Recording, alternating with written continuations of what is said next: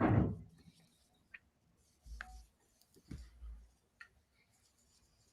love how everybody goes into awkward silence mode. I know. It's okay. Well, I'm trying to untangle my stuff here. So. It's okay to talk when it goes live. Like, we haven't even put the links up. So, I mean, if anybody has gotten this far, then they can hear the behind the scenes. Oh, God. Come on, Sean, you can do it. I can do it. Go, Sean, go. Go, Sean. Because once you get it on Twitter, I like to share it too. So. Yeah. This is the problem. I said I'm able to get the YouTube link beforehand, which is nice, but not the Facebook one. Not the Facebook one. No. Well, I mean, Devin's combing his beard. The mustache. It gets in the way. I'm growing it out right now. I want to get some mustache wax and style it. Are you just like bored now and just feel like growing your hair out? Growing your facial hair out at least? I've been planning on this for a while. It's not. I mean, it's like you have to look homeless in order for you to shape it and make it look good. You know, that's always my my mentality. What? So does somebody have something that's reverting? Yeah, it was just it was just playing back on my phone there. Sorry. Oh, okay, that's okay. I thought it was me actually. I was like, oh, it might be me. Not this time. All right. We are live.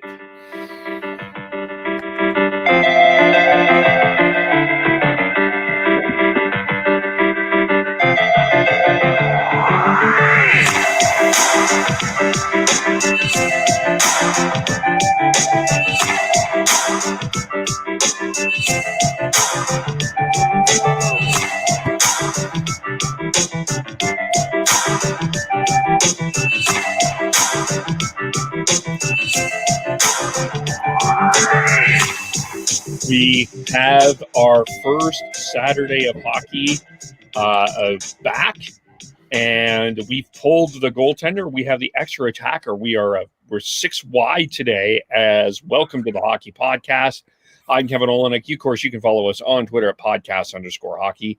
Follow me on Twitter at KEVOLE. You can also watch on Facebook.com, The Hockey Podcast. You can watch us live on YouTube.com, The Hockey Podcast. And you can subscribe wherever you get your podcasts. So wherever you get your podcasts, as we will have the audio out shortly after we are done this podcast. And so you can go on to iTunes, Apple, Google, Spotify, etc., etc. We have some longtime faces we have not seen. Look, Heidi's here. Hi. It hasn't actually been that long. I was on the podcast right before Boxing Day, before World Juniors. Oh, it's so last year though. I know. Last month. I am here now that Flame Hockey has started, and I feel like I might have something to talk about, and I have let especially the two gentlemen on this podcast that are related to each other have talk themselves out maybe for the past couple of weeks. I thought that I would come back and try to interject. Thank you. On behalf of all of us, thank you. Right, Chris? The Holmes-Smith brothers running out of stuff to talk about? Nah, never. Yeah, that's true. How's it going, Chris? I'm doing well. How about you guys? I'm good. I'm good. Doing good. Tyler, how are you? I'm all right, thanks. Good to be back with you all. Nice to see you, Heidi. And I just want to say special hello to Jeremy watching us live today. I'm not sure where Jeremy is, but Jeremy, I hope you're doing well, sir. Hey, hi, Jeremy. Thanks for watching. Thanks for all of us that are watching. Devin, hello, welcome. Long time no chat. We chatted yesterday with your Leafs jersey on. Yes, yeah. We if you guys want to listen to more Leafs talk, please go check it out because it was actually really good. John from Hot Take Hockey was on with us, and his knowledge of not just the Leafs but the Canadian division was what was nice to get his perspective of things. So it was a good time. It was lots of fun. Check that out. And Sean, hello. Hello, Kevin. How are things? They're all right. If you asked us that, Kevin, on Thursday, we might have a different view. Yeah, it's funny. I think Thursday, half of us would be like, yeah, not good. And then the other half would be, yeah, pretty good. I think, after yesterday, I think that turned around. But we're going to start with the Flames, and we are going to start with a comment. Jeremy says, hello, back in Labrador now, still recovering. So, hello, Jeremy. Hello, Labrador, as well. Yes. So we're going to start with the Cal. My philosophy is with the Flames and the Canucks, we're just going to start with the winning team first. Whoever wins, we get to start. I think that's the fairest way to do it. And Heidi, we'll start with you. Kind of what has been your impression so far? The Flames are 1-1. Yeah, so I'll start with Thursday's game, which the Flames looked okay coming out. Like, I'm going to preface this by saying that I'm treating the first 2 to 3 games of this season as preseason. I am choosing not to take things far too seriously and make anything that happens, whether it's a win, lose, player playing well, player not playing well, too seriously, because we had no preseason games. Everybody's still rusty. So the game on Thursday was, the Flames looked okay, but I got kind of bored of that game after a while. Like, it was nice to see a little bit of there was a little bit of feistiness and stuff that I think carried over from the play-in round back in the springtime. But that game was boring, whatever. I kind of stopped paying attention, not gonna lie. I have to kind of work my way back into watching hockey. Last night's game was definitely better. I was trying not to overwhelm myself too much by trying to pay attention to every single thing that was happening, but the Flames looked good last night. I know that we're gonna probably bring up some topics, so I won't get too much into details of why I feel that way, but I'm happy just for hockey to be back, and I'm sad that I have one game tomorrow and then the Flames are off for 5 days, so I'm gonna have to probably watch some Canucks hockey, unfortunately. Gross. Oh, darn. Felt cringeworthy. Well, we'll leave the Canucks here. Devin, what were your how are you feeling? Feeling good. That first game, it was a bit of a clusterfuck since there was no preseason, like Heidi was saying. But they're good things to take away from that. I thought Markstrom played well in that first game. He's probably should stay in the net a little bit more, but it didn't result in a goal against, which is good. But I thought that overall we played pretty well. And then this last game yesterday against the Canucks, I thought they played amazing. Not amazing, but good enough for their second game of the year, and obviously good enough for the win. So, the better team won. I think my big two takeaways is let's start with number one here, which is Markstrom. If I can find him on the little ticker there, someone will. He just brings Heidi and Devin. He just brings a different presence to the net. Like when it was 2-0 last night, when Dubé scored that second goal, I honestly was like, I don't think the Canucks are not coming back. The Flames are going to win. And I never had that feeling with Smith or Rittich, Talbot, Elliott, Hiller, Ramo, McDonald, et cetera, et cetera. Et cetera. He just brings a different confidence to the Flames net. And someone brought this up last night. It's not because he's 6'6". I mean, it's part of it, but he just has a different presence. He literally acts like a number one goaltender. I would agree with that. He has looked really good.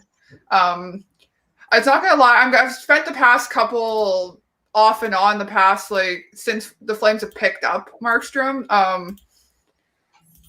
I did my research. Basically, I asked Sean a lot about Markstrom in general. I know and even from like the little bit that I had watched him play in Vancouver, like I know he likes to go on his little adventures outside the net. So I already was yelling on Thursday for Markey to get back in the net. I did that to all the other Flames goaltenders too. So it was that part. I'm gonna still always be triggered by other Flames goaltenders, and so that's just gonna be a thing. But you're right. Like he seems to exude a little bit more confidence in the net. I know some of the saves he made last night. Like you just see him clasp the glove and the whistle goes, and like he's not scrambling to actually make the saves, which it gives me. It makes me feel a little bit hopeful, but as I mentioned off the top, I am not gonna be like some of the Flames fans I've already seen on social media last night and this morning, just singing his high praises just yet. It's only the second game. Yeah, he does bring that presence. He has that aura about him. Just calm within the net and able to. When there is a bit of a onslaught in the defensive zone, you know that he will have that first shot, and it's up to the defense and it's up to the team to get the puck out after that first shot. And it still doesn't feel real to me. It still feels like a dream a little bit that we have this number one goalie. So it's a nice change, and moving in from the back end out. As well, Chris Tanev, I cannot say enough good things about him for the first two games. And as everybody knows on this podcast, because he was a Canuck, he is so calming. There were so many times in that first game where I was panicking a little bit, but then he was able to elude the pressure and get the puck into a non-threatening part of the defensive zone and able to get it out. And it was just it was a breath of fresh air. Because there's so many comparisons between him and Hamonic, and I did not see that from Hamonic last year as far as having that ability to calm things down when it seems to get a bit scrambly. So I right now over the moon happy with both of these pickups and from the offseason, and if it keeps going, great. And I know there's going to be ebbs and flows to this year. So you just got to roll with the punches. But as of right now, I'm happy to be a Flames fan. Yeah. Go ahead. Yeah, I think well, maybe I'm sorry, Kevin. I'll since Devin kind of transitioned into talking about Tanev there before you threw it over. So I'll let Sean here be play producer and put the little Tanev thing across the banner. Kevin, I was really happy with Tanev yesterday. I know the broadcast, and I think just in general was really praising him for the penalty kill.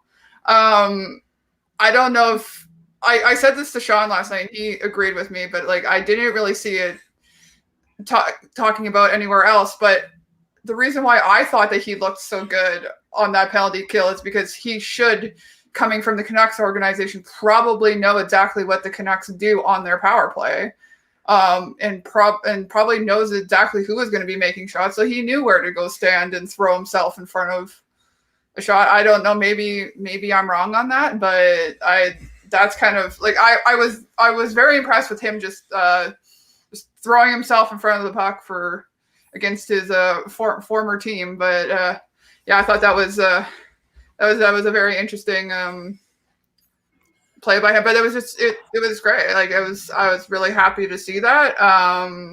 But again, I think people might have been a little bit too overexcited last night, and I think we just need to calm down because we know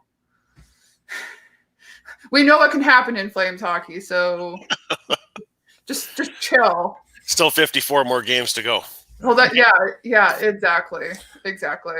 How many more times did the Flames play the Canucks? 9 times. 9. Yeah. And speaking of which, if this is any indication, and obviously all the rest of the 9 games aren't going to go the same way, but I feel like if this is what it's going to be like playing against Markstrom and Tanev, I'm not going to enjoy this. The way I looked at that game is the Canucks aren't clicking yet, especially on the power play, and when they aren't playing with confidence and clicking on the power play, they get a little robotic with how they move the puck, especially in that umbrella setup that they have with Petey and Boeser on the wings and Hughes at the top. There's too much predictability, and Tanev definitely was able to anticipate a lot of what they were doing, and a lot of that was because A, he's a smart player and a really good player, and B, he knows he's practiced against that power play for all of last year. So yeah, I think he looked a little bit better than he may look against other teams, but he was still played a really good game. Just on the power play, I am stating the obvious. JT Miller's badly missed, not just on the power play, but in general.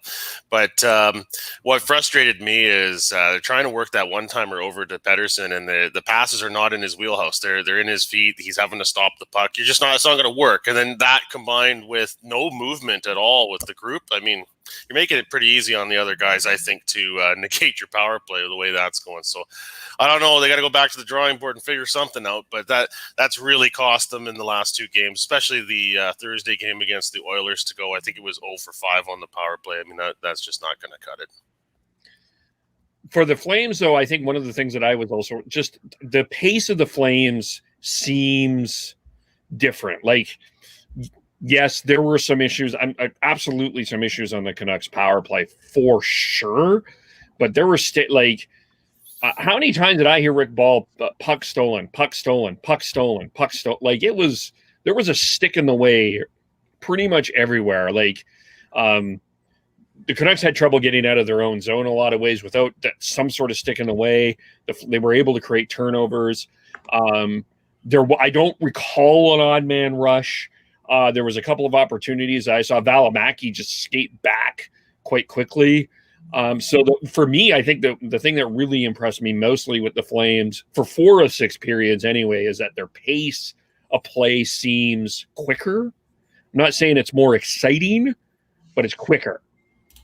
Yeah, I would agree with that for sure. They looked, especially last night, their passes were going, and as you said, they were skating. Fast. To bring up just another former Canuck. I noticed that Leva looked pretty quick. I know I haven't seen him too much on the Canucks just because he was out for so long. But I thought he looked pretty fast too, and that was nice to see as well as out of a player that I don't know as well. And I really hope that the Flames can continue to look like that, because I was shocked how good they looked, because I know that Vancouver's not a bad team, and I don't think that Vancouver played that shitty last night at all. But the Flames looked definitely at least one step ahead of them for sure. Well, Heidi, you made the point about the team's not having a preseason. We in our group chat we made the comment about the Oilers Canucks game and the Leafs Habs game really on Wednesday. It looking like neither team had a preseason. 3 games and 4 nights out the chute for the Canucks and the Oilers, and both those teams last night didn't look very good at all. I know it's excuses. Every team is going to be dealing with the compressed schedule, but clearly some are dealing with the intensity right off the hop here a little better than others. 3 and 4 to start the year, just jumping into it with no preseason is a pretty tough start. So I think for Canuck fans, they get to a little pause here, back home to Montreal on Monday, and back home to play Montreal on Monday, and we'll see how it goes from there. But you can't afford a big, long losing streak at any point here. Especially with how hot Montreal has come out of the gate, too. Yeah. Well, the Monday's still another Flames game. Yeah, the Flames Points and Canucks. Oh, it's Montreal after that. There you go. Wednesday's Montreal. Yes. Thought there were 2 games in Calgary. There you go. Yeah. Yeah, the team, whichever team in this North Division, Canadian Division, is going to figure it out sooner than later is going to come out ahead of the shoots here and could potentially solidify themselves as a top 3 within the first 10 games. I mean, obviously that's there's a lot of hockey left after that too, but they have a good chunk of ahead of everybody else trying to figure it out and trying to figure out the kinks. So as of right now, I don't know. Calgary, it seems like they're moving in the right direction. It's only been 2 games, so it's hard to really have a good sample size, especially within this kind of weird year. But I do want to touch on Dylan Dubé on that top line. Kevin talked about playing with pace, having him on that top line, and he's a bit of a, I wouldn't say buzzsaw, but he could, on that forecheck, he's relentless, and he's able to just get that puck. And he on the power play, he was rewarded with a goal there, which was a fantastic play by Mangiapane to do a no look back pass towards him, and he was able to just rifle that top corner. So I'm really excited to see Dubé this year. I think that he does have that up. He does have that skill level that to play with Elias Lindholm and Matthew Tkachuk. And I cannot wait to see what his ceiling is, because short term, he seems like he's going to be a player.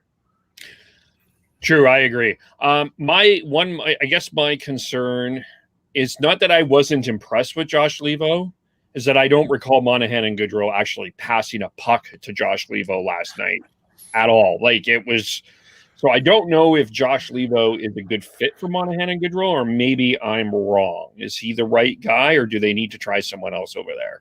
I think you need to, as it was only the second game, I think they'll try different people on that that top line. And you're right. Like, I don't remember hearing the Monahan passes to Levo or anything too much on the broadcast last night, but I still noticed him. But I think Gaudreau and Monahan have been playing together for such a long time that they know to pass to each other and know how to pass to each other. So it'll take some time to get some chemistry with not just a new person on their line, but a new Flames player on their line.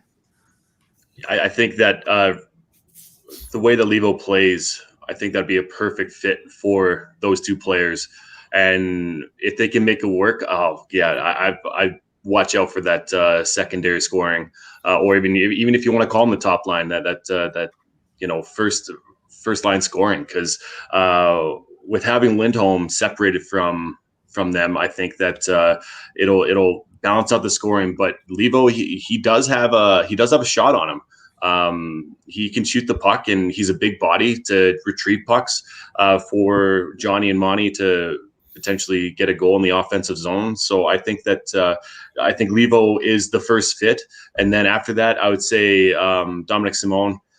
He's played with Sidney Crosby. Crosby is very high praise on him for his hockey sense, his skill, his ability to dish the puck and be in the right positions. So I think that Simone would be a good look, and I wouldn't mind seeing Mangiapane. I know that it's on his off wing, but I would love to see him up there as well to see if there's some sort of fit with Johnny and Monty as well. The only other guy I would add to that is maybe Bennett. I would wonder what Bennett would be like on there. But we've kind of seen that already, though, Kev, haven't we? Last couple of years. In spurts? Yeah. The dilemma with Bennett, I guess, Cassie Campbell Pascal brought it up last night. Sometimes he takes – I'll leave the reffing commenting to Tyler. I thought it was a little soft last night, personally, on both ends. I'm not saying on one end. I thought there was a lot of soft calls, and I thought there was one on Bennett that was particularly soft, but he does – seem to take some inopportune penalties in the offensive zone. That's the one negative with him. It's part of the unofficial Flames game drinking game that Sam Bennett taking a stick infraction penalty is you have to drink. So it doesn't surprise me. Yeah, I thought the standard was a pretty tight standard the whole game last night, especially on the stick fouls. Even a few of the ones that benefited the Canucks were like, well, it is technically using the stick to gain an advantage, therefore a penalty, but Rick and Cassie were talking about it with Bennett in the playoffs. That those calls disappear. He can be more aggressive and a way more effective player. And but even game to game in the regular season, I mean, the two games between the Canucks and Oilers were not officiated that tight. And then last night, it was like, you could just tell Cassie Campbell was getting frustrated on the broadcast. There was no flow. There was a penalty every 5 minutes, it seemed like, right? So there is that balance between allowing the speed and skill versus having some flow in the game. And it got a little disjointed there, I thought, last night because of that. Yeah. Yeah. The refs are in preseason form, too. Oh, well, boy, were they really rusty on Wednesday in the Leafs-Habs game. There was an assist, ref behind the goal line. Puck went off and right out into the slot for I think that was the tying goal, was it not, Devin? Yeah, it was. Yeah. Unfortunate for them, but yeah. I mean, that doesn't happen very often, but that clearly looked like these guys could use the preseason as well. Yeah. There's a question here. From Sean. I think that this is a great question. Who has a better advantage? Markstrom knowing Vancouver's power play structure, or Vancouver's power play knowing Markstrom's weaknesses? They were trying blocker side on Markstrom for the start. I think it's if the skill players are on, the advantage is with them. But if they're not on, then the advantage swings right over to the goaltender. Because they know their tendencies and they know what their fallback and crutches are. Yeah, I think also with having Tanev, well, we already touched on this. Having Tanev a part of that as well is a big bonus towards Calgary. I think Markstrom knowing them a bit more. Yeah, I don't think it's much of a difference between advantages between the two of them, but if Pettersson, Hughes, and let's say once Miller's back, if they're on, then they probably have a slight edge. But yeah, I think Markstrom is right up there. I don't think it's much of a difference. Yeah, I basically agree with everybody else. Yeah, the fact that they have a defenseman and a goaltender from our team, like just the combination of those two and knowing what we potentially might have planned, I feel is definitely a detriment to the Canucks in their current form, but who knows what will happen when Miller comes back. I mean, I think we saw pretty clearly the knowledge of the Canucks power play structure. Really, there was only one or two good shots on goal on the power play last night for the Canucks. So, knowing Markstrom's weaknesses don't mean much if you can't get quality shots on. Just one more Flames thing that I did want to touch. A couple of quick Flames things. I really have been impressed so far with Nikita Nesterov. Yes. That's one area I think that defensively the Flames, that's the area that I've noticed that they have a better skating advantage.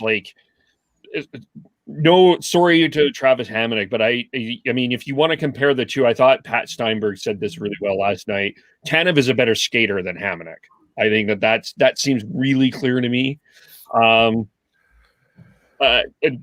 We'll get to where he's at right later in a little bit here. But Nesterov too. I mean, he's got a really smart shot, good skater. I think he comes in with a little bit of baggage and has to prove himself a little bit. This is a career opportunity for him, but I've been impressed again, preseason-ish sort of, but I've been really impressed with him.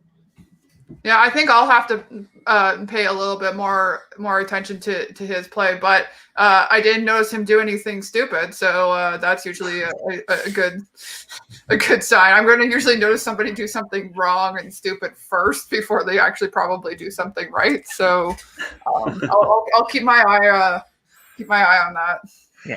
Yeah, Nesterov, I'm glad you brought him up, Kev. He's really impressed me this first two games. If you look at the ice time, the quote unquote third pairing, which is Nesterov and Val Mackie, the amount of minutes are spread across the board here. You have Nesterov, Hanifin, Val Mackie, and Anderson all within a minute of each other between 17 minutes and 18 minutes of ice time.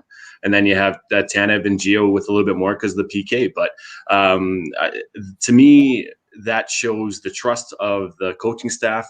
That shows that we're able to roll the lines and not trying to shelter anybody. Val Mackie, he's looked great with Nesterov. And if Val Mackie can learn from him, because it does seem like they're kind of similar players, and they can feed off each other pretty well. So I've been very, very happy with the returns right now for Nesterov. And talk about Val Mackie. He's been, every time he's on the ice, I've noticed him, whether it's a defensive play or him jumping up in the rush. As of right now, he is everything as advertised coming into the season, because I know that there's been people talking about, oh yeah, he hasn't had a full year in the NHL and he's always been injured. But if he stays healthy, God, he's gonna be a fucking player for us, and someone who could potentially wear a letter and be on the top line with Anderson going forward here within the next couple of years easily. Noticed in a good way. For me, Olli Juolevi, my measurement on him is if we don't notice him, it's probably a good thing. At this point, the one time where he stood out as a bit of an issue was in the first game there against the Oilers and the one turnover. But beyond that, I mean, it's been nice to see him there and starting to get his feet under him at the NHL level. Mark Spector put out a tweet, I think on Thursday, about it being nice to see Jesse Puljujärvi and Olli Juolevi playing in an NHL game. He didn't think that would happen, and it's a good point. Both of those were really in question as to whether they were going to stick. Yeah. And even that giveaway, I was surprised there wasn't a penalty called on that too. Yeah, it's a bit. If he just held on to the puck too long and lost the battle there, but I mean. You could maybe question whether there was a stick in the spokes there or not. Mm-hmm. Just one more quick Flames thing. I know the Canucks. I know you guys are bursting. So, Brett Ritchie, 1 year, 2-way AHL. Just depth, I think. Taxi squad AHL depth. Yeah. Yep. I know that Tree Living's been high on this player for a while. It just seems like Tree likes the big guys who can actually somewhat play in the bottom, let's say bottom 6, bottom 3. So yeah, it's just a depth signing. Yeah. All right, we'll burst. We'll get to the Canucks. Chris, how are you feeling? Overall, still fairly optimistic. The fact that Miller's out kind of is negating a little bit of our substandard play the past 2 games. I'm not overly worried, but it's still disappointing. Like, watching that game last night was not a fun experience for me as a Canucks fan, especially seeing just how well Markstrom and Tanev did play up against us. No one enjoys being shut out. So, yeah, hopefully things will improve once we get Miller back.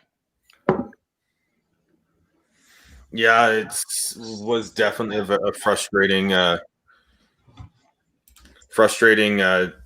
game to watch as a Canucks fan. They weren't bad, but there was no pop. There was nothing to give you any sort of hope that they could come back. They were robotic on the power play, not being creative at all, very stagnant. They couldn't string together 2 passes to save their life for most of the game. You talked about how, Kevin talked earlier about how the Flames were in the way all the time. I think part of that was the Flames being very on with their sticks in the lanes and being well positioned. But I think part of it was also the Canucks not being sharp at all. I think they were fumbling passes. Their passes weren't crisp. There's a couple. I think Jake Virtanen had an absolutely perfect opportunity to spring Pettersson on a break, and he put it in his feet.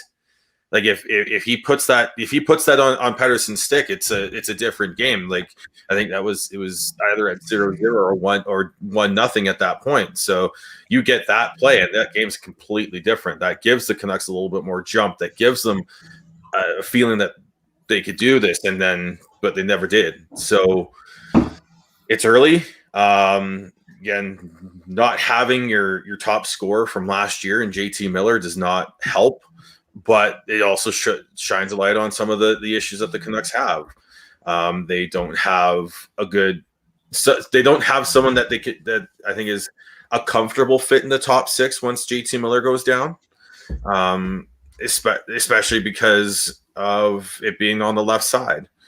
So I think I hope they take a look at that and try and move things around and try something a little bit different going into Monday, because I just don't. Other like Hoglander and Horvat still seem to have some chemistry, and that you need to keep them together. But outside of that, I think everyone's a little bit just disconnected, and they need to find a way to get back going real quick, because you can't. They're only 1-2 right now, and a win on Monday really negates any of these worries. But if they do lose, you've put yourself in a small little hole that is avoidable. My biggest frustration is the inability to make passes.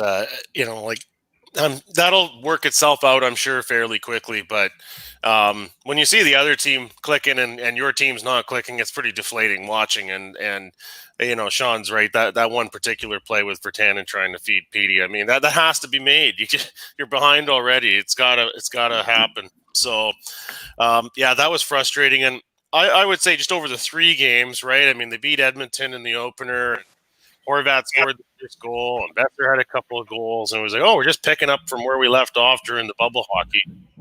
But really, the Canucks didn't play that great a game on Wednesday. The Oilers kind of gave them the game with some of their turnovers, and then Thursday and last night, obviously, a continuation of the Canucks struggles. So I don't know where they go from here. I feel like a lineup change is coming for Monday. I know people won't want to hear this, and I think it was Ian McIntyre I saw suggested on Twitter that maybe we may get a Louis Eriksson appearance on Monday. I don't know what Chris and Sean think of that, but I'm generally not somebody that favors change just for the sake of making a change. But I mean, Jake Virtanen's been a non-factor, and I it might be something to wake up the team a little bit.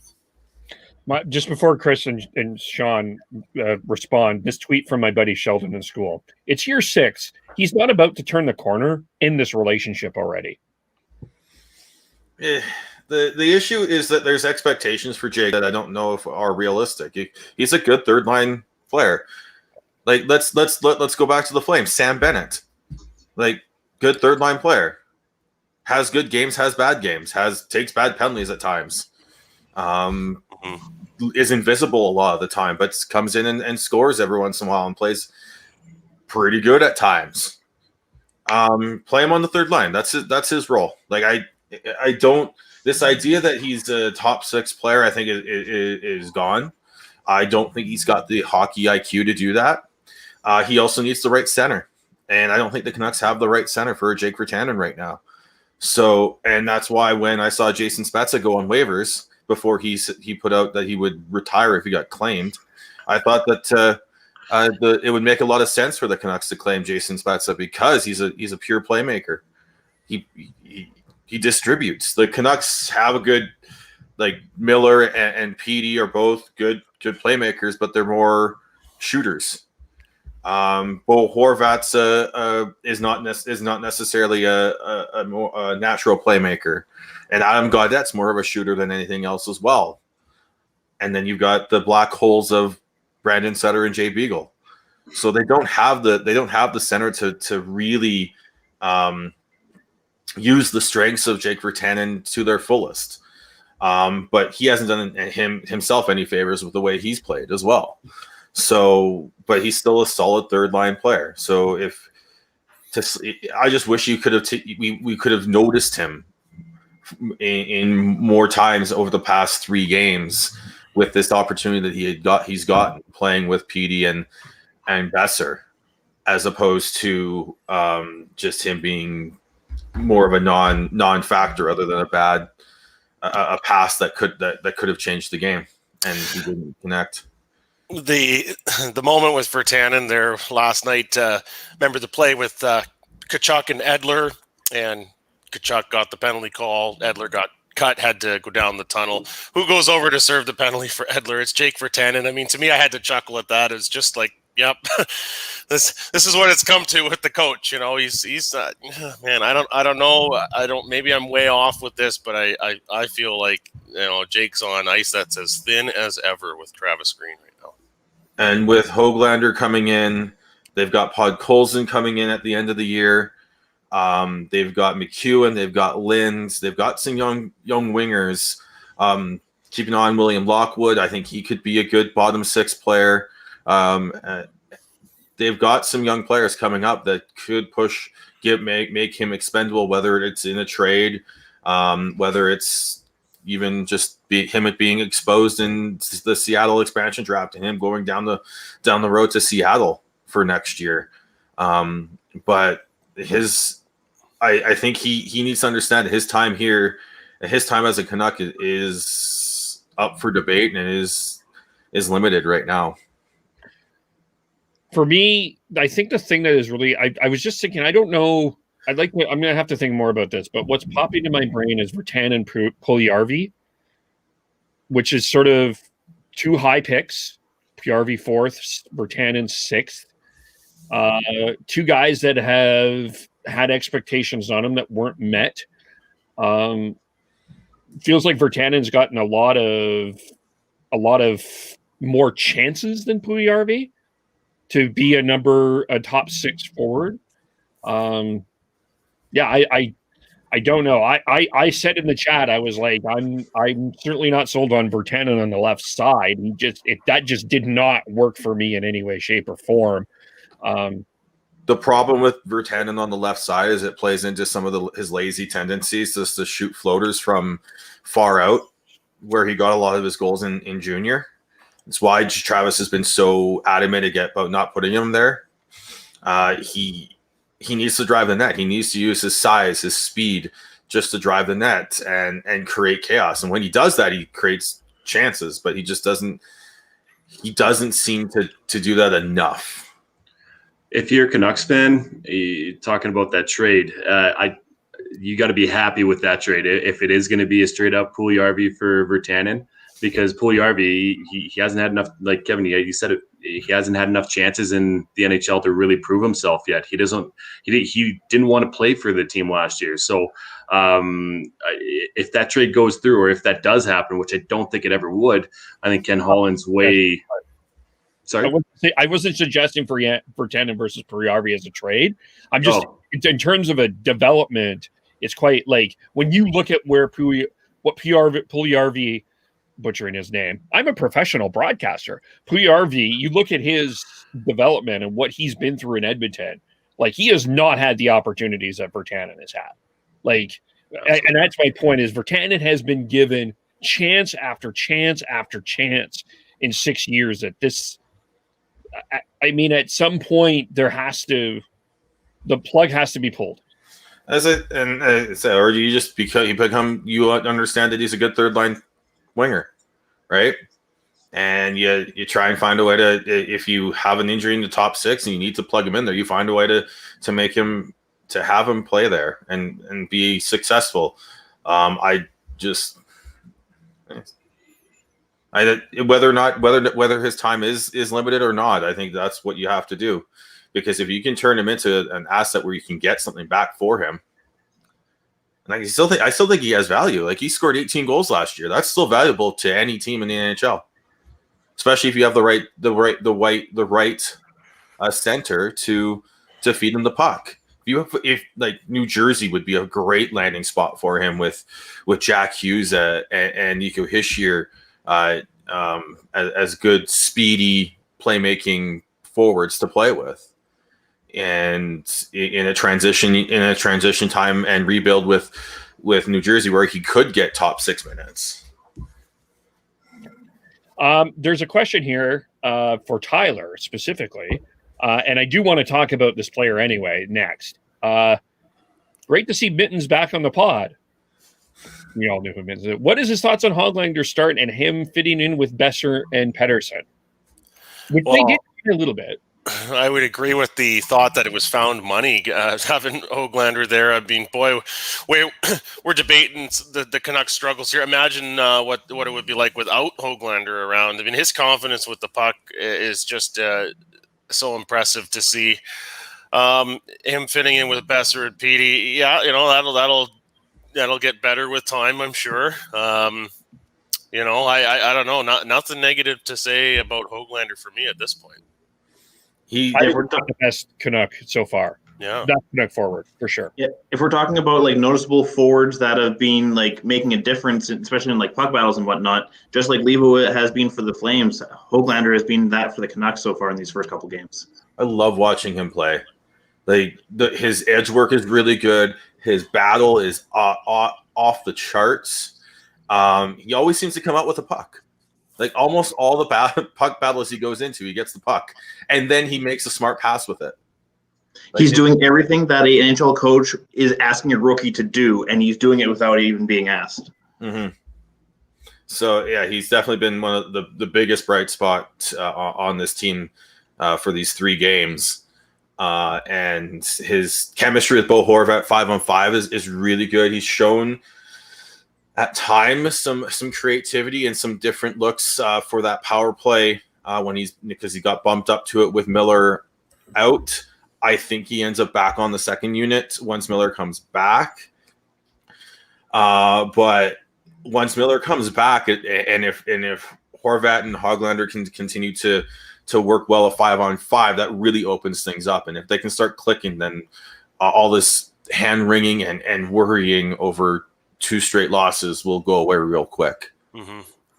I'd be interested to see Zach McEwen up there too. I thought that he's played pretty well for you guys. I've watched 2 of your guys' games, and he stood out to me as a good player. And if he's going to be playing with some top end talent, who knows what might be sparked under him? I wouldn't mind seeing them, depending. I don't think it would work against the Flames, but against more of a top-heavy team, where you have a one line that you have to really watch for. Colorado? Yeah, I don't mind.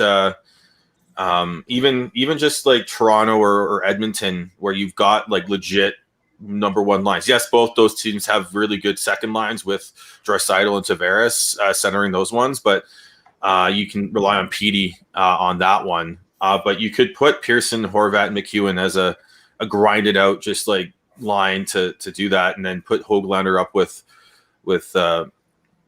if Miller's not there. But for me, until Miller comes back, the one player I want to see with Pettersson and Boeser is Antoine Roussel. He's got underrated playmaking ability. He's a puck retreat. Like, you tell him to go, your job is to go get that puck and get it to PD and Boeser. And then they may get it back to you in front of the net for a goal. The Alex Burrows role. I think he could do it. I think he'd be one of your better options with that. Zach McEwen would fit that as well. But hopefully that's only one more game with Miller out. It sounds like he might be able to clear the COVID protocols by like today or tomorrow. And then the Canucks will be able to have him back for Wednesday versus Montreal, which would be huge.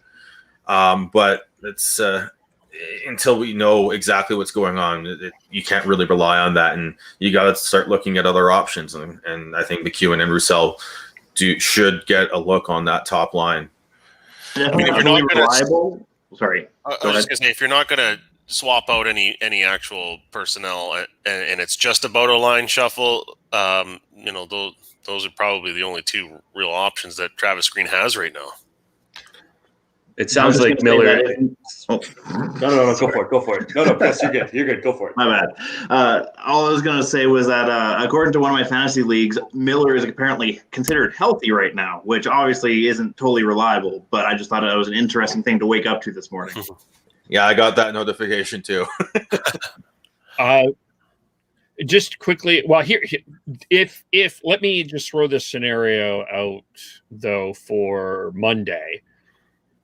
What do you think of this? There might be some cringeworthiness to this. Pettersson, Hoglander, Boeser, Horvat, Pearson, Eriksson. I mean, I could see it. Like little things does the little things good.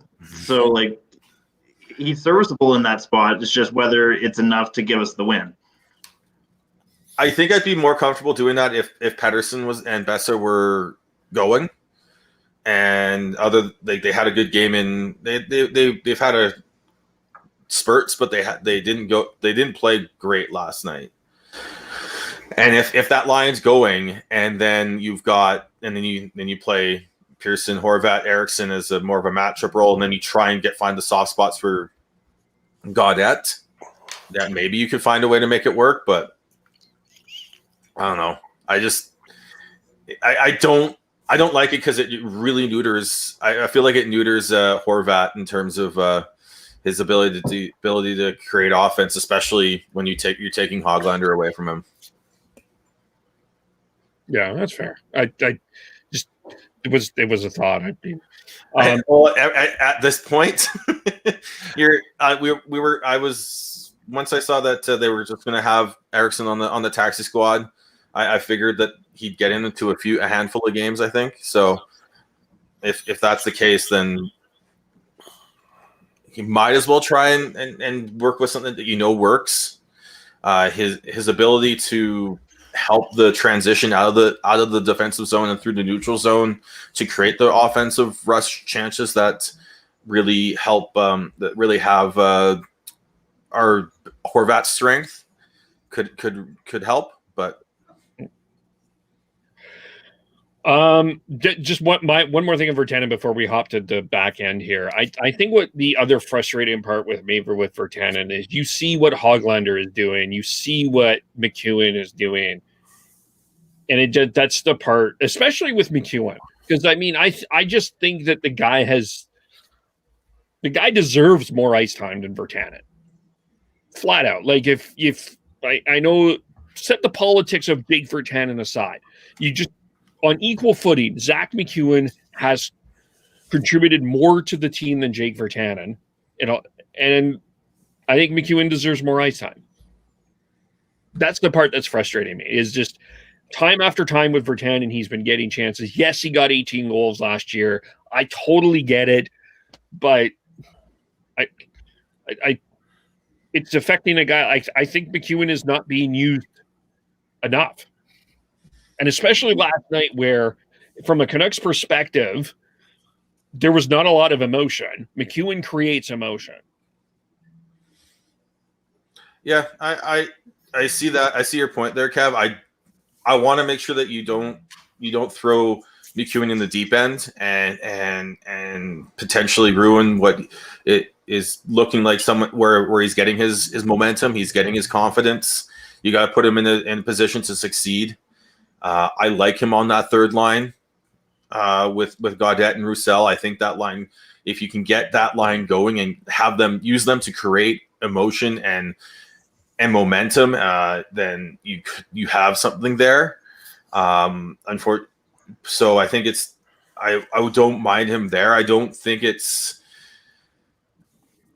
but you also know that Virtanen looks good with that line as well, and he hasn't had a chance on that line yet this year because of the Miller issue. Like Virtanen's playing in a spot that's not putting him in a position to succeed, in my opinion.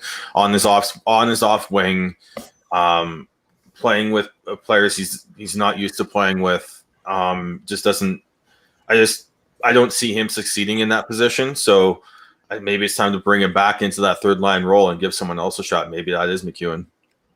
Yeah, agreed. What about the defense? I don't think it's been bad. I don't think it's been the reason they're losing. They let 3 goals in with McDavid, but 2 of them are all world. Like Nate Schmidt's looked really good and really impactful in very good ways, creating offense when Quinn Hughes isn't on the ice. Quinn Hughes has still been good, creating offense, just not quite clicking yet. Homenek's starting to get his legs back. I don't think he's got his legs fully there yet. And Edler and Myers are Edler and Myers. Like, they're not great, but they're not too horrible at times. If you're gonna tell me that it's Edler's fault that McDavid scored that ridiculous goal on him, I'm gonna slap you upside the head, because that was just all world by McDavid. Like the way McDavid's able to see the slight changes of a player and be able to adjust and make the move to put them completely out of position and create offense for space for himself is, I don't think there's anyone in the NHL that does that anywhere near his ability to do that. Closest person would be Matt Barzal. And then Myers is just, I'm waiting to see the pairs for next game, and I wouldn't be surprised if we see Hughes and Myers together. I think using Ulevy and Hamonic as a lesser pair, I think might be a little bit better for the Canucks at this point, to not rely on Hamonic as much until he gets his feet underneath him. There's been a few on Twitter that have, sort of looked at Tanev and Stetcher leaving and Schmidt and Hamonic coming in. And, I think if you look at it that way, you say, Schmidt replaced Tanev and Hamonic replaced Stetcher. I don't see that as a drop-off for the Canucks defense at all. And then to the point on the McDavid goals, I mean, that starts with the Canucks forwards up the ice. I mean, if you let him wind it up and give him too much space, by the time he's headed through the Canucks defense, I mean, they don't have a hope in hell, and sometimes. Especially when he's able to get up to 38 kilometers an hour. Yeah. So, Was it Aaron Ward, who works for one of the stats companies, said that out of all the stats they were able to collect and everything last year on the limited games they were able to have, there was one NHL player who did not have a peak's top speed. And that was McDavid. He was constantly accelerating. Yeah, McDavid, like when he's on, even that goal with a half a second left, 2 seconds left. I mean, that's just ridiculous. You can't blame anybody for that. Well, I mean, they lost the face-off, and that does happen. Sometimes you lose a face-off, and bang, it's in your own net. Yeah, and that was an angry Oiler team on Thursday as well that got their ass handed to them on opening night. Mm-hmm. And then they got back. I mean, they got back to being Edmonton last night anyway. So yeah, I mean, Carey Price was really good. They were looking pretty frustrated against him. Yeah. Just going back to McDavid quickly. Remember last year, him against Riley, he made Riley look completely stupid, and that was at a slow pace. It wasn't even at a top speed. He made him look stupid, and that's arguably one of the top 4 defensemen in the Canadian division. Yeah. So it's like, oh God, he's amazing. So I'm with Sean. If anybody's shitting on Edler, go shit on yourself. I mean, that wasn't top speed, Devin, but just the threat of the speed is enough there to cause problems for the D-man, right? And totally.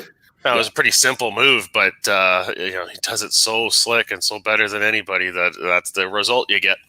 Yeah, it's the respect of what could happen. Yeah, absolutely. Yeah. I think Holtby I thought Holtby was solid in both games he played. Don't really think there was a goal that I necessarily blame him for last night. And I thought against the Oilers the first game, I thought he was pretty solid. I don't think the goaltending has been an issue either.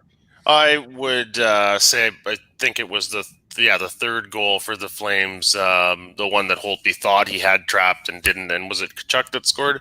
Yeah. That one was that one I think you got to point the finger at the goaltender for that one. But for the most part, he's been pretty solid. I thought Demko had a decent game as well, not getting much help in front of him. Yeah, I agree with Tyler on Holtby for that. That was the only mistake I think I noticed Holtby make out of any of the Canucks games I've seen. Yeah, I echo that as well. Anything else with the Canucks we need to talk about? Looks like that they are working with Winnipeg and the Manitoba Moose to try and figure out a way to put a couple players there to give them some easy access AHL players. I would be surprised if that's where one of their goalies goes, whether it is Arthur, their Latvian goalie. I can't remember his name right now. Isn't it Silvos or something like that? Artur Silovs. Silovs, yeah.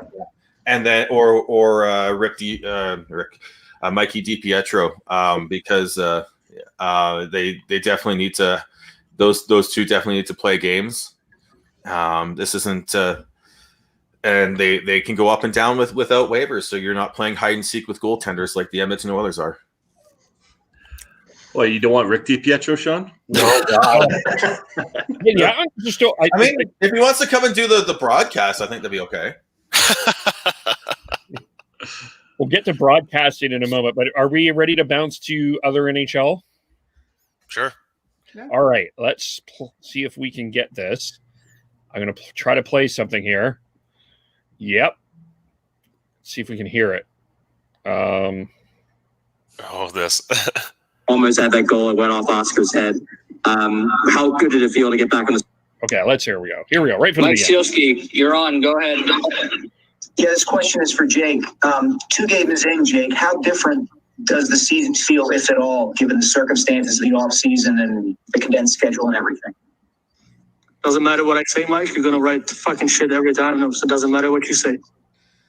Yeah, it feels different. I mean, we got 4 points off the first 2 games. I wasn't even going to answer your question because you are such a weasel. It's not even funny. Next question. Woo, that Charlie was... O'Connor, you're on with James. It's beautiful. I think we found the natural successor to Torts and Brooksy. And you get did you see that in the beginning too? He's like, "Oh fuck this guy! I can't. I don't want to. I don't even want to." Yeah. I still laugh every single time. I saw that like 8 to 10 times yesterday, and I laugh every time. It's hilarious. Scathing direct rebuke to that columnist. Yeah. It's so hard with written pieces and people who are just writing, because it's up to them to skew what you say, and you have no way of rebuting or talking back to them at all. So it's good on them, because you have those fucking loser reporters that decide to write something that's a bit controversial or controversial towards one player, and the player just has to answer their questions like nothing's happened. No, good on them. And this is one of the issues now with the pandemic and restriction in access to players. That kind of confrontation could have happened in the locker room during a media availability after practice or something. But in this case, Jake's only recourse to hold that member of the media accountable is to do that on a Zoom call. And boy, did that ever grab everybody's attention. Look, media accountability is important. I think it's good to see that once in a while. It's good to see some pushback from the players. I just hope that Voracek doesn't keep this feud running on and on. I don't think that will be helpful for him or the Flyers. But for a one-off like that was pretty fun. I don't think we're ever going to see Bettman allow that sort of behavior to continue in any way. Yeah. I don't know if any of you guys caught the panel was talking about it last night, Kelly Rudy was talking about how he had a confrontation with David Riddick, I think last year or the year before. Yes. And like Riddick just like reamed him out, but he reamed him up like privately, after the thing. And as Tyler said, like, they don't have the opportunity to kind of really do that because I don't think they have these guys' numbers or contact information and stuff to do that. But I think it probably happens more often than we see it. But because of the Zoom calls and that kind of stuff, we're gonna actually see it, and it's gonna be shared on social media because there is this perfect content to be shared on everybody's Facebook and Twitter and podcast and everything else. Well, Steve Simmons did that last year to Austin Matthews with the whole COVID. He reported that Austin Matthews has COVID, and Matthews did the same thing without the swearing. Petey basically called out, was it Ben Kuzma in one of their early camp media availabilities when he asked about his weight. They gave him the PD death stare. Gave the camera the PD death stare, and said, "I thought we were done with this." There's a lot of questions that can toe the boundary on what is a good question, and how you word things goes a long way too. I went and did some digging on some of the stuff that reporter wrote, and he's definitely one of those guys who relies on the hyperbolic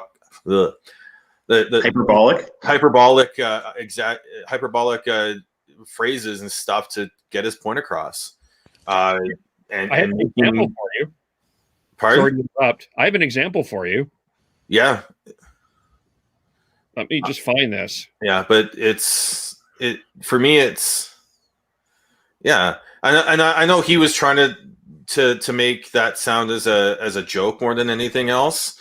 But when at some point you have to realize that these guys are human. They've got emotions. They're not going to take it well. Like sometimes a joke is a joke, but sometimes you take it too far, and sometimes it becomes an absolute just point where they just don't want to deal with you. And you have to, as a reporter, your job is to toe the line on pushing the boundaries on what you can say without ruining the relationship with the players, so that you basically can't have access to them and get what you want out of them. Mm-hmm.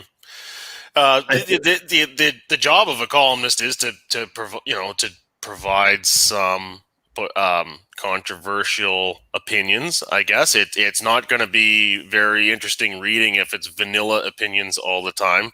I have to give my current boss some credit. He said the phrase, if you're going to play in it, sometimes you're going to get some on you. And and I think this particular reporter, columnist, whatever he is, knows that and probably is just going to shrug this off. And I think I say this half jokingly because obviously it would never actually happen. But something that the reporters need to remember is they're dealing with hockey players, the only sport where fighting is actually allowed. We'll find a bar and we'll get Brian Burke to officiate and go from there. Yeah. Well, that's the thing too. Like when a Kevin Bieksa gives a criticism, which he did last night, I don't think players are going to be like, I can't believe Kevin Bieksa said that, because he knows what the hell he's talking about. But when Mike Sereski says something like that, I can see a hockey player saying, what do you actually know about hockey? Well, it's just, again, it's the way you said it, the way you say it too, because I think there was one clip talking about how he playing defense is completely out of his job description for an $8 million player or whatever what it was. Again, it's how you say it. Like you listen to how Bieksa does his criticisms. He talks about, this is how I would have played it. This is how he played it. This is how I was taught. And this, as opposed to just blowing up with a big, like exaggerated way of saying you didn't play good defense. Mm-hmm. Yeah. A historic moment here. I'll just put this there. Harnaryan Singh called the Vancouver Edmonton game. It was his first time someone not Canadian. Correct me if it was the first time someone from, how do I word this? Someone of color to comment, to do play-by-play for a hockey game, a national broadcast hockey game. He is Canadian. He is Canadian, but it's person of color. He was born in Brooks, Alberta. Yeah, he grew up. That's what I was like. Wait a minute, because I know he went to SAIT. I think he went to MRU. I heard MRU. Went to SAIT. Oh, I'm sorry. Kyle McGaucus went to SAIT.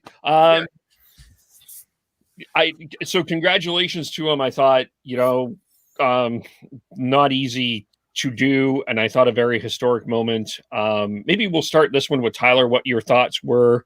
And it sounds like we're going to see a lot more of him.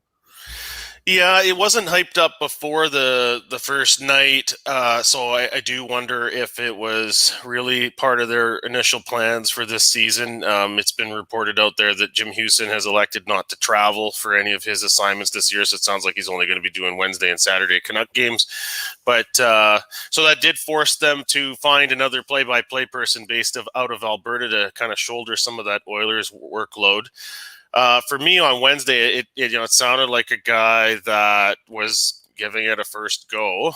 Obviously, he's got a ton of experience doing play-by-play in Punjabi, but to do it in English is, definitely, if this wasn't the normal plan and they're kind of forcing him into action and he's giving it a go in a different language and there's no fans in the rink. They didn't even have Gene Principe, so he had to shoulder a little more responsibility in the broadcast in terms of sponsorships and some of the things that Gene would have been doing. So, he was put in a difficult position, but I give him full marks for last night because, boy, it looked like he, rewatched his game, learned from what happened on Wednesday, and was way more polished sounding last night. I was impressed with last night in particular. Yeah, I caught a little bit of his broadcast last night, and he did sound a little more into it, a little bit more comfortable. I can't imagine, I thought for sure, listening to him, and when I found out he was going to be calling the game on Wednesday, I thought that was awesome. He's somebody I've been following for quite some time, and I've flipped over to the Punjabi broadcast before of him doing games just to hear him call for a couple minutes, because it's always just sounds so exciting, and his calls are great in Punjabi. His Yamamoto call was really good. Yeah, his Yamamoto call was really good, I thought, on Wednesday, even though Sean was very upset about it at first. Considering Sean said that, he turned it around and said to me later, okay, I was mean earlier. He was just mad. Because people gotta think about this, is his thought process during the broadcast in Punjabi or is it in English, right? Well, that's what I thought too. I was like, is he gonna slip all of a sudden into Punjabi? He's saying one thing and then all of a sudden he's gonna I would love to pick his brain about how you would have to just switch your process into between English and Punjabi that way, and that probably is something that he has to work on. But I thought he was great. This kind of came out of a conversation that was happening kind of just amongst Flames fans yesterday, and it actually more applies. Came out of a discussion about Cassie Campbell-Pascal, but I think it kind of applies here too. It's some of these play-by-play people we know and we love and respect, and we love their calls. They have been doing it for years. So to give somebody who is doing it for his English the second time, or somebody who is only on their first or second year of either doing color or play-by-play, you got to give them some credit. They're not going to be absolutely fantastic to right away. But I'm looking forward to see how he's going to develop, and I think he's going to be sticking around and doing more games, or I'm hoping so, because I used to hate listening to Edmonton broadcasts. I'm sorry. Yeah, I think we keep an eye out as well for Jack Michaels getting some more national work. I think his call, which was carried on Sportsnet 1 on Thursday, was well received out there. But for Sportsnet, I mean, they didn't bring back Dave Randor for Kevin Quinn, and then they don't have Houston traveling, so they were in a bit of a tough spot. Are they just gonna start handing Jack Michaels Hockey Night in Canada assignments when he's brand new to TV play-by-play? And I don't even know if he's a Sportsnet employee. I've read that he's working for the Oilers and they have some arrangement there with the broadcast. I'm not sure. So Singh was an option that was viable, and they were willing to give it a go. In a normal circumstance, probably he would stick with the rinkside reporting, I'm guessing, but good on him for making the most of the opportunity. Well, I love I actually enjoy Jack Michaels' call. I think he's a very good broadcaster, but if you're putting Michaels in a national position with John Shorthouse and Rick Ball there, I can't imagine that those two would be very happy with it.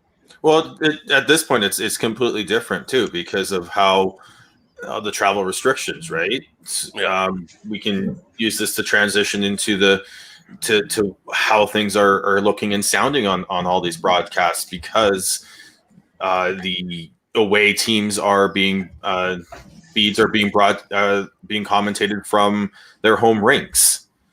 So I had to switch over to the Oilers feed and the Jack Michaels call on Thursday, because I was getting frustrated with Shorty being so behind, and that's only because of the way they've got things set up.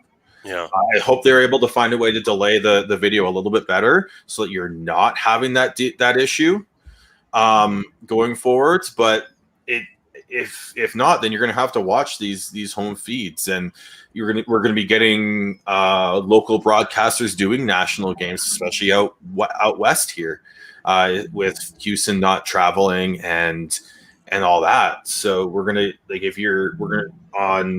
not on Wednesdays and Saturdays, you're gonna whoever's the home team may, if it's not, as long as it's not in Vancouver, you have a chance to get a Jack Michaels or a Rick Ball on the call as opposed to having Cuthbert or Houston as normal. Mm-hmm. Well, I mean, last night was a good example. You would never in a normal circumstance see the full Flames crew do a Canucks Flames game on a Saturday night, but there was no issue with it. They're all professionals. It was fine. I thought Cassie got a little confused and thought it was a local broadcast a couple times, but I think that's just, again, preseason, and focusing on what you know. Mm-hmm. Yeah, I mean, we shouldn't see it as a bad thing that she's more connected with the Flames and the Canucks. It's a team that she covers all the time. It's a natural thing. It is what it is. Who? Her husband, I think. Her husband is he still with the Flames? I think so. Yeah. He's with the AHL. Right. I just wanted to make the one comment. Given that the whole travel thing, and sounds like Jim's going to stay in Vancouver. It sounds like John Garrett's going to not be traveling out of Vancouver. I guess we may get a Jim Hughes and John Garrett reunion on a few occasions this season. That should be fun. Yeah. I wonder if we did have one food reference on the broadcast on Thursday, I believe, for chicken pot pie. Yep. But I remember in the old days with Jim and John Garrett, and John would try to head off onto this tangent, and it was always just dead air. After Jim never wanted to enable it, and John Shorthouse has been a little more game to go off the rails with the broadcast. So we'll see how that turns out. See if John Garrett tries to work some food references in. The Silver Fox John Garrett. Now. Yes. I was like, wow, he didn't die. He did no dying. I was like, oh my god. No, it's time. It's time to just accept it. I think it was Dan Murphy was on 650 in Vancouver talking about a couple of times when Cheech was trying to dye his mustache using just some home dye, and he left it in a little bit too long, and it was a little too dark. Speaking of Dan Murphy, Sean, you got a tweet from let's hear that. Breaking news. Yeah. Great. Oh yeah, wait. Maybe I can. Oh, I don't know. I'll find it here quickly. Hang on. Oh, I have it here. So I had to do a bunch of deleting. It's great radio. This is great. I'm a professional broadcaster. Okay, people like me. I am getting a diploma from IT. This is an example of the instruction. Breaking news. There we go. Right. But as per Dan Murphy about 4 minutes ago, his understanding is that GT Miller is practicing with the Canucks today in Calgary. He has been cleared by health officials and the league to rejoin the team and took a private jet. What about Ben? Pardon? What about Ben? I don't. All he said was GT Miller. So it sounds like he never tested positive for any of it. He's done he's tested negative to a certain point. My guess, we had talked about this last week, and with Graham, I think what happened is when they first came in, when Miller first came into town, he stayed with the Bens until his place was better, until he found a place, and that might have been like a week ago. So that covers the 2 week, the 14-day quarantine. I think you need to go through, or what? Make sure from last close contact, which I don't quite understand with hockey and all that. But that is such good news. If with having JT Miller back and being able not have to. We talked about having Jake Virtanen on the first line. We don't even have to worry about who's in the top six now. You've got the Lotto line back, and now you've got Hoglander, Horvat, and Pearson, and hopefully we can start to see the Canucks start to click. And don't be surprised. It's funny because they say that you can't, or if players take a chartered or a non-chartered flight, that they're going to have to quarantine for 7 days wherever they're going. Yeah. I mean, we're talking about owners who have a shit ton of money and who have private jets. Don't think that they won't use them for their own players. Yeah. Right. And that's probably what happened here. Frankie was like, you know what, JT, here you go. You can fly a plane, right? Yeah. You score goals. If you can score a goal, you can fly a plane. Just bring it back the way you found it. Yeah, exactly. Just quickly back to the one thing I have to admit, I haven't been. I don't know what you guys think, but Cuthbert and Simpson, I think are still needing to find their chemistry together. It's totally fair that like Simpson's worked for Jim Houston for years, and Cuthbert has worked not like that. But like for all the talk and the conversation around Harnaryan Singh, I actually felt like Singh and DeBrusk were more in sync in a lot of ways than Cuthbert and Simpson. Well, I think it's more because I think DeBrusk is able to knows that Harnaryan is new to this, and he's going to give him a little more leeway while Cuthbert and Simpson have been doing this forever, and they've got their certain ways of doing it. Yeah, it's the old dog and the new trick, maybe. Mm-hmm. Yeah. And since we've kind of doubled back to Singh again, I just wanted to quickly get one little bit in that I wasn't able to get in earlier before we had transitioned. I just want to give Singh props that he's speaking in his second language at a pace that most people are not comfortable at speaking in their second language. When you're having to do play-by-play for a game, you're talking quicker than you do in a normal conversation. So the fact that he's doing that in a second language, I give him full props. And he's going to have a little bit of a rough go at the start, but he's going to eventually find his groove, and I think he's going to succeed at it eventually. And well, he's also found some uniqueness in his calls, too. I mean, I'm pretty sure I heard a box of punishment reference there last night at the penalty box. And so you think of the translations from Punjabi and how literal that can be sometimes. It's a bit charming. You don't see that anywhere else, certainly. Yeah. Thomas Tatar! By the way, while we're giving a shout out to Tony Brar as well, who, because of COVID protocols, had to replace Gene Principe last minute. I thought he did a good job as well. So giving Kyle Bukowskis a run for his money on the tallest hair. Yes. Yeah. Well, they had the two shot of them to start hockey night last night, and boy, the hairdos. Same suit. Yeah, the extra suit. That's right. The extra purple suit. Brar looks like he's been doing it for years. Mm-hmm. That type of job, so fitting right in there. Yeah. Keeping the seat warm for Gene Principe, as he said. Yeah. Last thing, Jason Spezza. We talked about this already. Goes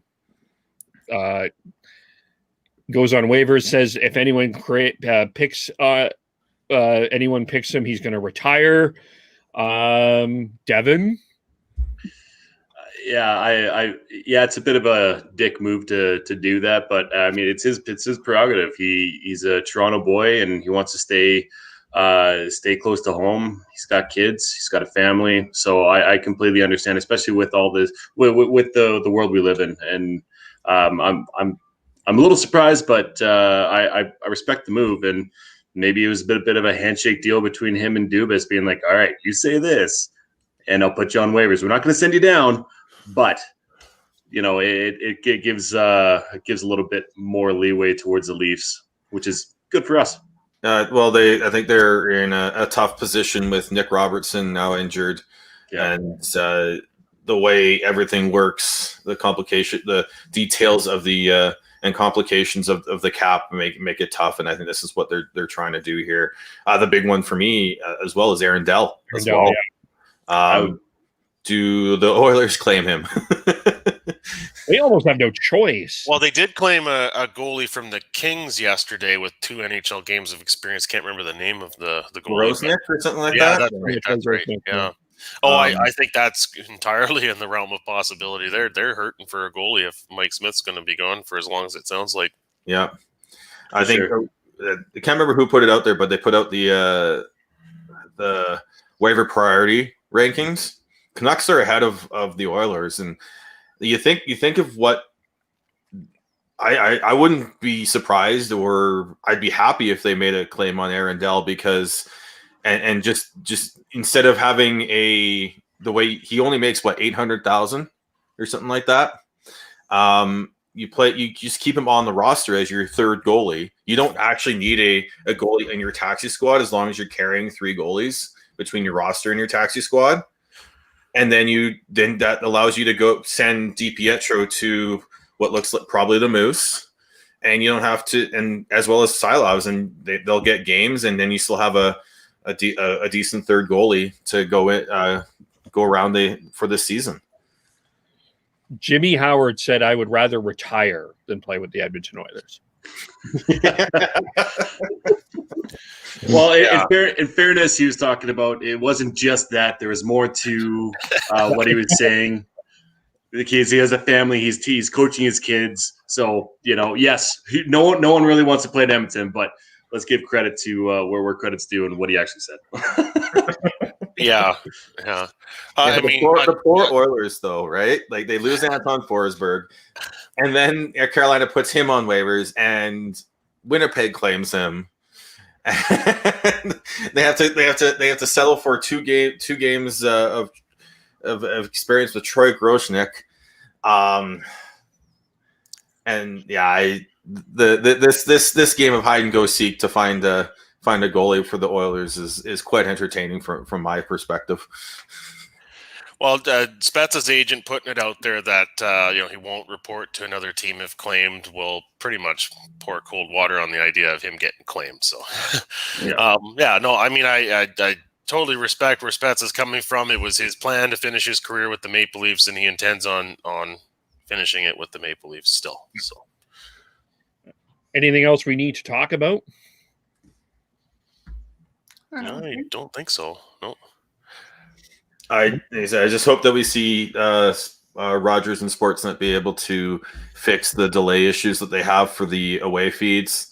Otherwise, I'm going to get very, very frustrated having to watch the Flames and Oilers feeds for these games on regional games. Well, even Rick Ball, like the Calgary Winnipeg game, it was so off. Like it was off too. That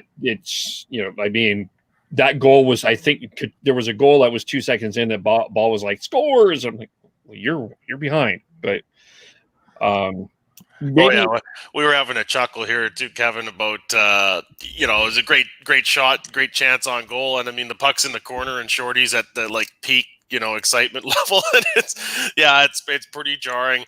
I'm no broadcasting engineer, but to me it seems like bring the video into the location where the game is being announced from, and then marry the two and send them back to Toronto and send it to air. I don't know what the issue is there, and it perhaps maybe less people are required the way that they were doing it, but that's not going to work going forward. And I know Sportsnet's been hearing it from everybody, so I'm sure it'll be figured out.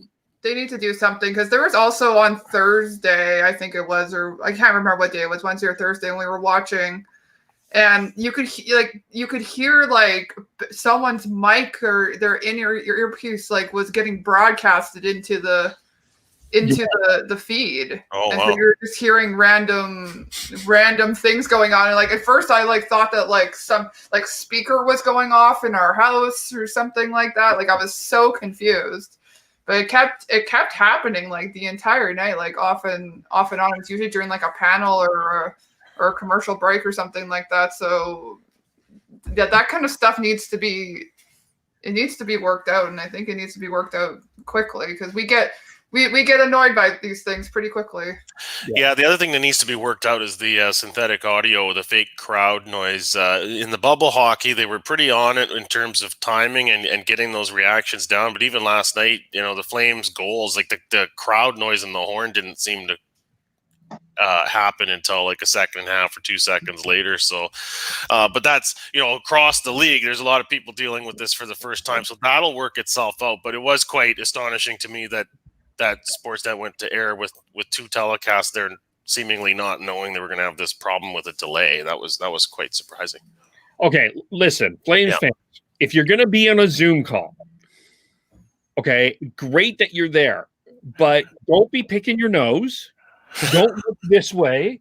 Don't look that way. When the goal is scored, don't do something like cheer or something. My gosh, last night, did you see that? That was after the second goal. They were all like, well, that's because they cut to the shot too soon. You got to wait at least 3 or 4 seconds. There's probably a delay. They're probably watching off a stream, and they probably hadn't even scored on their stream yet. That's right. Yeah, we saw that with the World Juniors. TSN was a little better about that. They would kind of, the goal would happen. They would cut to the player who scored. You'd start to see the players celebrate, and then they would bring up the full screen graphic with the fan reactions. But by 3 or 4 seconds after the fact, they were, all the sellies were starting to happen. Yeah. Yeah, you can't. Not everyone's is going to be watching on cable, which is usually about a second or two behind what live is, and then the streams are usually 3-4 plus seconds behind. Oh man, they can be 30 seconds to 3 minutes behind. I know. I gotta be careful when I'm in chats on Discord, because I have to basically watch it on cable, and if there's a goal, I have to be like. Try to count down to like 1 Mississippi, 2 Mississippi. Yeah. Somebody else spoils it for someone else, but like, yeah, the people who watch on stream have to know that they're probably gonna get spoiled by the people who are watching it on cable. The Rogers and CBC streams are usually only about 4 or 5 seconds around there behind at most. It's the other ones that the illegal ones. Pirated ones that are a little bit. Yeah. Well, I stream on Sportsnet and I get the notifications that there's a goal, and I'm like, oh, come on. So yeah, I've turned all my notifications off. I have to do that years because of that. Yeah. Or you notice something on Twitter, it's like, oh, good grief. Like, yeah. All right. Well, let's end it there. How do we follow everyone? I am BeardyConnect03 on Twitter. I am at Heidi Mazeballs on Twitter, Instagram, and basically everywhere on social media. All over it. I'm on Twitter at TNoble, TNOBLE. I am at Schneids on most social media. I am at Gordhouse09 on Twitter. And I am KVLE, podcast_hockey, Facebook.com, YouTube.com. Subscribe to wherever you all fine podcasts are sold, per se. We will be back with our midweek intermission at some point in the week. We ever discussed a day, so I won't announce that day, but we will be doing that, and then we will gather it again next Sunday. Talk to you. Thanks everyone for commenting. Thanks everyone. It's great to have everyone back, by the way. Yes. It's great to see Heidi. this. Yeah, it's great to have Heidi back. Great to have Chris back. And we will talk to you all very soon. Bye for now.